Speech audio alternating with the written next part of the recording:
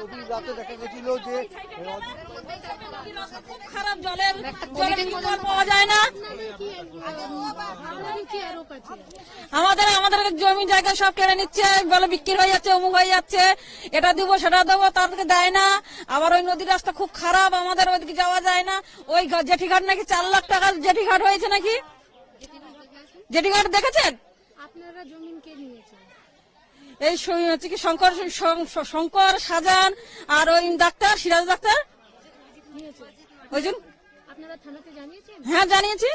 এবার আপনারা কি করবেন? এখন শঙ্কর শাস্তি চাই। কোথায় আছে শঙ্কর এখন? ঘরের মধ্যে আছে। ওনার স্ত্রী বলছেন উনি আজকে বাড়িতে নেই। হ্যাঁ ঘরে আছে।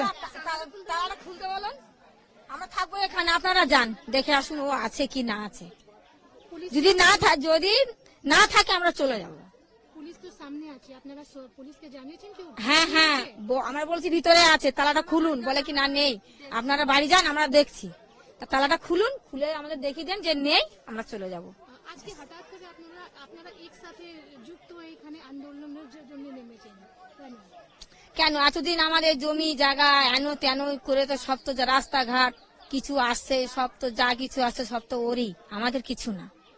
একটা ঝড় হলো, একটা পেপার চাইতে গেলাম, বৃষ্টি হলো, পেপার 2 মিনিট ঝড় হয়নি, তোমাদের কিসের পেপার দেবো? কেন? সেই পলিথিন এখন ঘরের মধ্যে টাল আছে, তাহলে খুলে দেখো। হ্যাঁ, আইলার সময় অমুক তমুক এ জিনিস সে জিনিস সব তো এলো, থালা বাসন সবই তো দিচ্ছে উপরের থেকে, তাহলে এখানে